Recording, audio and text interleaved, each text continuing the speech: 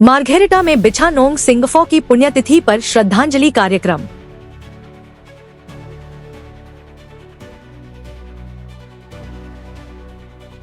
Margherita समजिला के अंतर्गत दिवंगत बिसा राजा बिसा नोंग सिंगफो की प्रथम पुण्यतिथि गुरुवार को श्रद्धा और सम्मान के साथ मनाई गई।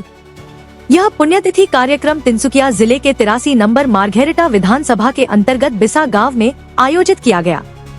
कार्यक्रम का आयोजन बौद्ध धर्म की पारंपरिक रीति रिवाजों एवं विधि विधानों के अनुसार किया गया। इस अवसर पर मार्घेरिटा समजिला के बौद्ध भिक्षुओं के साथ साथ पड़ोसी राज्य अरुणाचल प्रदेश से भी कई बौद्ध भिक्षुओं ने भाग लेकर धार्मिक अनुष्ठान संपन्न कराया। पुण्यतिथि के अवसर पर एक स्मृति चिंतन सभा का भी आयोजन किया गया, जिसमें दिवंगत बिसा राजा बिसा नोंग सिंगफो के सामाजिक योगदान और जीवन मूल्यों पर प्रकाश डाला गया। इस कार्यक्रम में मार्घेरिटा समजिला के आयुक्त राहुल दले, प्रख्यात साहित्यकार जगत चांगमाई, वरिष्ठ समाज सेवी हरेन गोगोई सहित अरुणाचल प्रदेश से आए अनेक विशिष्ट व्यक्तियों की गरिमामयी उपस्थिति रही।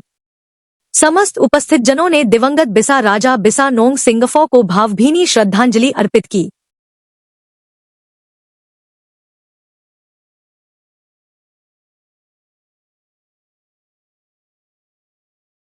News desk report Any Times 24/7।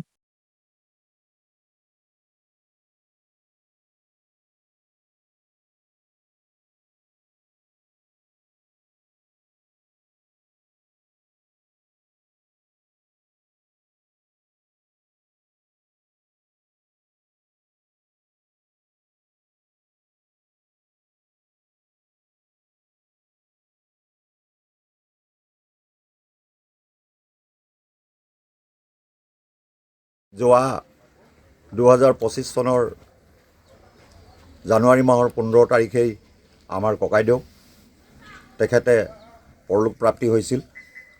আজি সম্পূৰ্ণ তেখেতৰ 1 বছৰৰ দিন। সেই গতিকে আমি সমূহ বিছা পৰিয়ালে তেখেতৰ 1 বছৰীয়া যিটো আমি 10জন ভান্তে লগাই ইয়াত দান দক্ষিণা দিছোঁ। সঁচাকৈ ককাইদেউ এজন এনে ব্যক্তি আছিল যি তেখেতৰ মাত্ৰ আমাৰ সিংহসকলেই নহয়, গোটেই ইয়াৰ জাতিটোক বিভিন্ন জনগোষ্ঠীক আগবঢ়াই লৈ গৈছিল। তেখেতৰ মৃত্যুত আমি পৰিয়ালে গভীৰ দুখ প্ৰকাশ কৰিছোঁ। আজিৰ দিনটোত সেই দিনটোৰ সদগতি ৰাখি তেখেতৰ যি আত্মা চিৰশান্তি লাভ কৰক বুলি কৈ আশা ৰাখিছোঁ। আজিৰ দিনতে 2025ৰ 15 জানুৱাৰী আমাৰ চিফ শ্ৰীযুত বিছা লানং সিংফো ৰাজকুমাৰ এখেতৰ নিৰ্বাণ প্ৰাপ্ত হৈছিলে। সেইকাৰণে আজি এখেতৰ যিবিলাক যিসকল পুতেক আৰু যিসকল এখেতৰ ৰিলেটিভছ, আমি সকলোৱে এখেতৰ যাতে আত্মাটো শান্তি পায়, নিৰ্বাণত যায়, সেইকাৰণে আমি আমাৰ যিটো বুদ্ধিষ্ট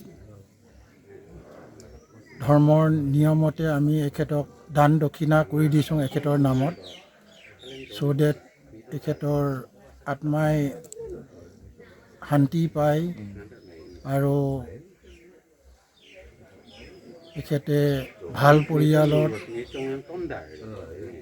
ভাল মানুহ হৈ